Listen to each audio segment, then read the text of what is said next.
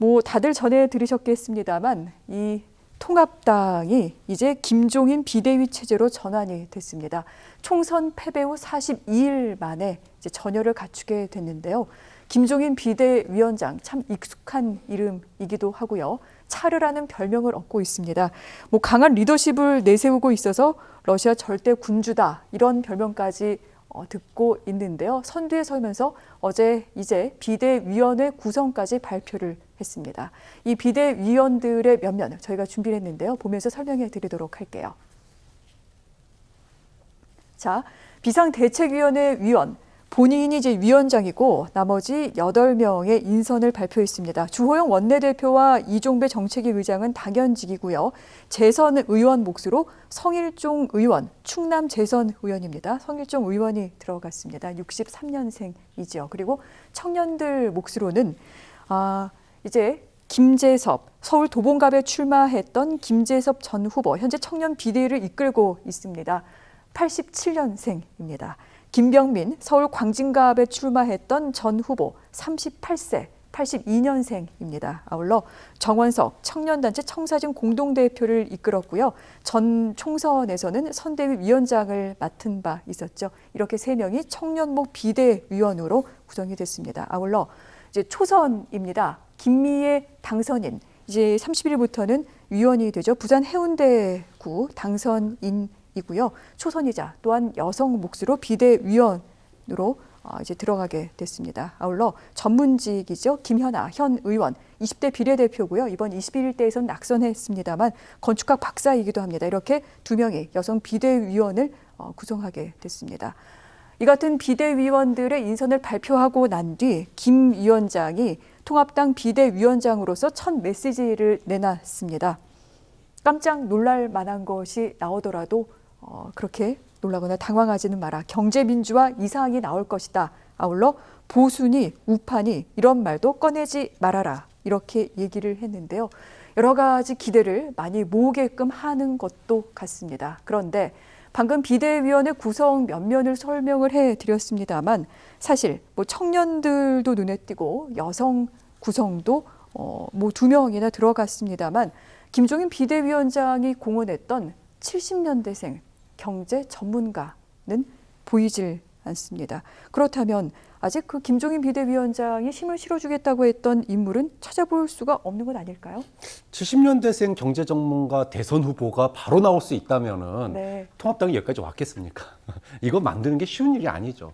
그러니까 통합당이 쇄신됐다는 걸 보여주려면 2가지가 필요한데 하나는 인적 쇄신이에요. 근데 인적 쇄신이 지금은 총선 시기가 아니기 때문에 네. 존재감 있는 굵직한 정말로 차기 대선 후보감으로 나있는 사람들을 끌어들이기가 쉽지가 않습니다. 그렇기 때문에 비대위원은 기존에 얘기 나왔던 대로 무난하게 청년, 수도권에서 아깝게 낙선한 청년과 네. 여성들 중심으로 해서 지금 꾸려진 거고, 이게 이제 그렇게 뭐 다 예견됐던 일이에요. 그러면 또 하나는 할 수 있는 게 정책입니다. 반대만 하는 정당이라고 하는 이미지를 넘어서서 네. 그러면은 지금 이제 김종인 비대위원장이 뭐라 그랬냐?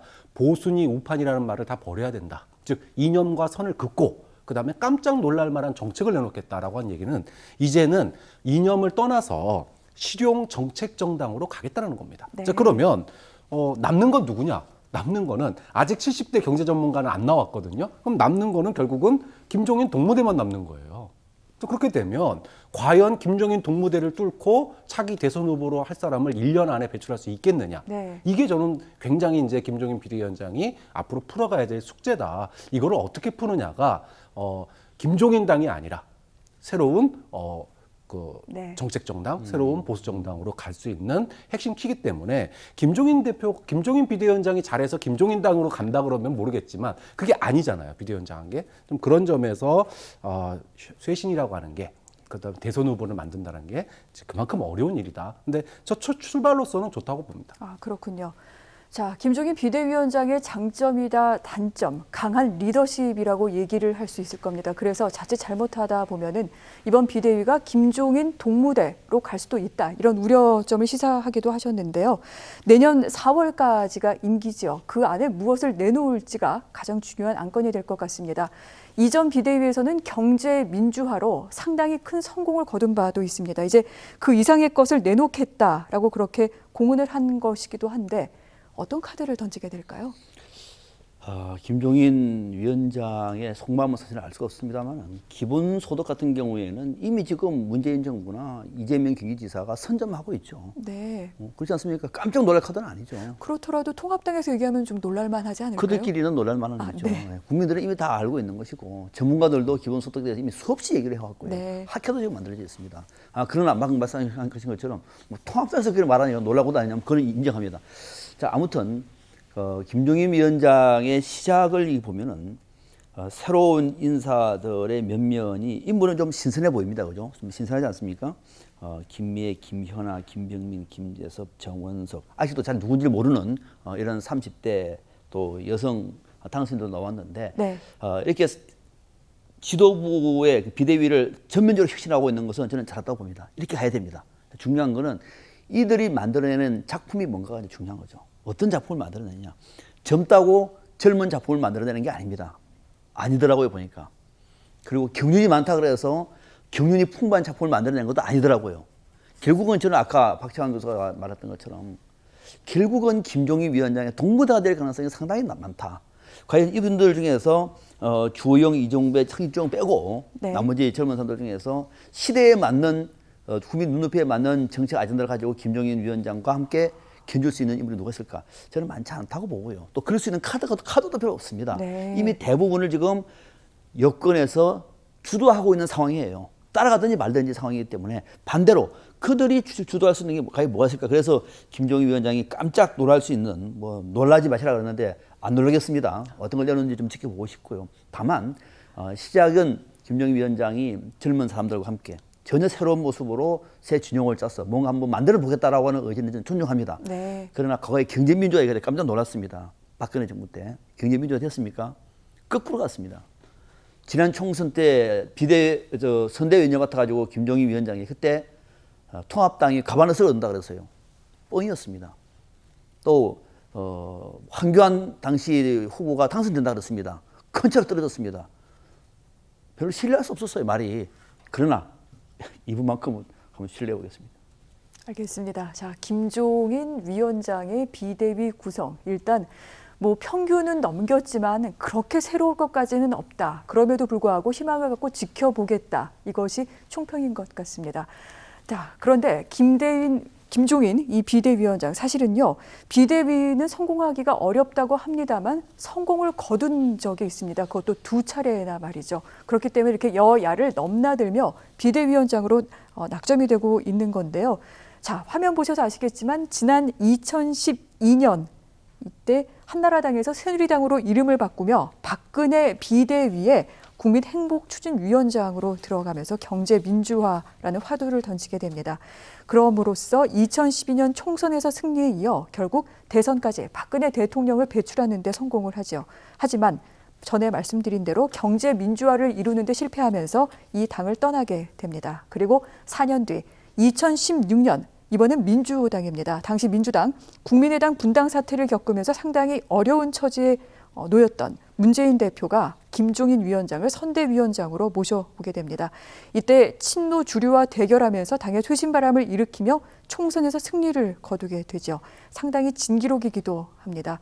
이 같은 2차례의 성공이 이제 80이 넘은 김 위원장을 또 한 번 정치권에 불렀는데 그런데 통합당 비대위 사실은 굉장히 많은 실패를 거듭해 왔습니다. 그 같은 과거를 봤을 때 김종인 비대위의 앞으로의 미래 어떻게 전망할 수 있을까요? 저는 솔직히 어둡다고 봅니다. 네.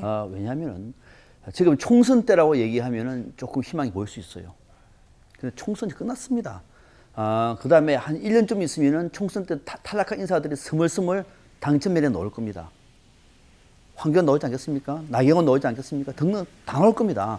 결국은 할 수 있는 게 뭐가 있을까요? 그러니까 쉽게 말하면 지금 김종인 위원장은 새로운 인물들을 당의 주류로 만드는 작업 하나. 두 번째는 새로운 정책과 정강 정책을 완전 쇄신해야 됩니다. 정강 정책과 강령과 정강 정책을 바꾸지 않으면 네. 새로운 정책이 나올 수 없어요. 그걸 무시하고 놓을 수는 없는 것이기 때문에 과연 그걸 다 할 수 있을까? 저는 쉽지 않다고 보고요. 또 특별히 중요한 거는 김종인 위원장 같은 경우에는 지금 국민들의 눈높이에 맞는 안을 만들어내려고 얘기하면 당에서는 저항하는 사람들이 간단치가 않아요.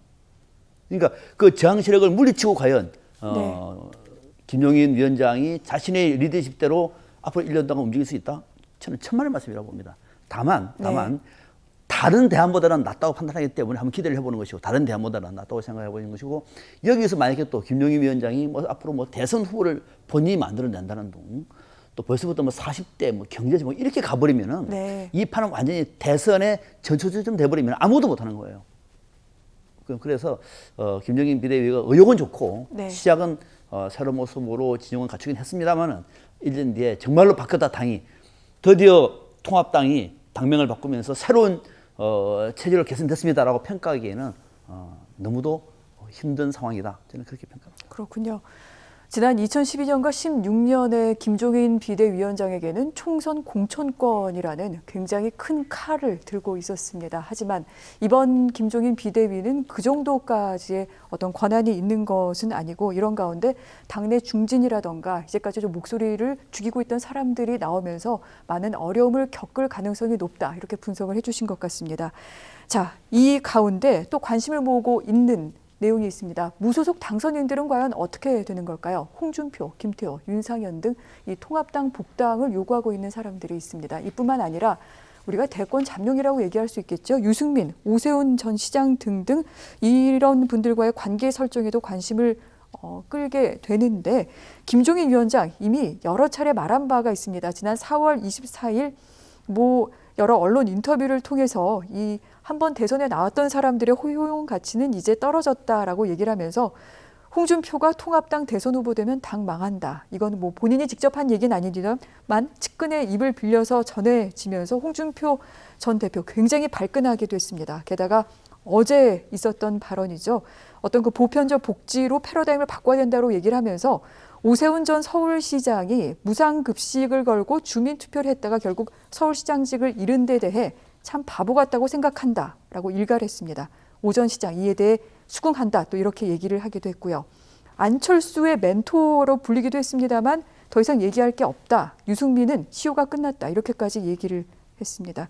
자, 이런 발언들을 얘기를 했을 때 이 대권 주자들을 저격하면서 한편에서는 좀 어떤 그 컨벤션 효과를 얻으려 하는 것도 있다. 이런 얘기도 나옵니다. 어떻게 봐야 될까요? 그렇죠. 지금 언론이 다 김종인이 키우려고 하는 40대 경제 전문가가 누구냐에 관심이 저도 있잖아요. 궁금해요. 그렇죠. 네. 그러니까 지금 홍준표 전 대표, 유승민 전 대표, 안철수 전 대표, 그다음에 오세훈 전 시장 차기 대선 주자로 불릴 사람들을 넌 이래서 안 되고 넌 이래서 안 되고 한 명 한 명 제끼니까 그럼 누구? 그럼 결국은 새로 영입하는 거거든요. 새로운 사람을 끌어오는 거예요.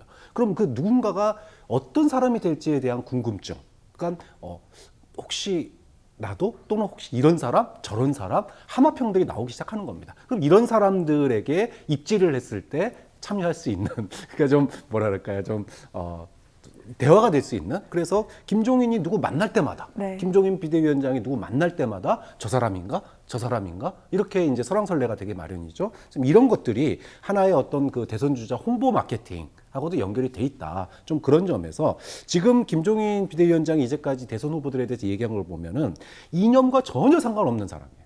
이념과 상관 있고 기존에 나왔던 사람은 다 안 된다고 그런 겁니다. 그러면 결국은 이념과 상관없고 좀 신선한 기존에 나왔던 인물이 아닌 사람이 될 텐데 좀 그런 사람이 선거가 없는 이 1년 과정에서 어떻게 국민들에게 선보일 수 있을까? 깜짝 놀랄 만한 정책. 아까 얘기했잖아요. 그 깜짝 놀랄 만한 정책과 함께 나와야 되는데 그 깜짝 놀랄 만한 정책이 실제로 반영되고 국민들에게 보여져야 돼요. 그러려면 야당이 이런 대안이 있습니다라고 제시하는 걸로 끝나서는 결코 그런 사람이 나올 수 없습니다. 아까 얘기했던 것처럼 소위 말해서 대연정에 준하는 여야정 대연정에 준하는 어떤 국정 참여 이 정도가 된다면 아마 저는 국민들이 깜짝 놀랄 것 같아요. 그렇군요. 그런 점에서 네. 김종인 비대위원장이 도대체 어느 그림을 그리고 있고 어느 정도로 놀랄 만한 정책과 이런 것들을 내놓을지 좀 뭐 굉장히 궁금합니다. 그래서 앞으로 지금 이제 아까 저는 그 여야정 국민 국정협의체 이거에 대해서 이것이 그림이 어디까지 나갈 수 있을까 굉장히 궁금한데 실제로 이것이 합의가 됐는지 보면은 지금 이제 김종인 위원장의 포지션이 어디까지 갈지도 좀 나오지 않을까 싶습니다. 그렇군요.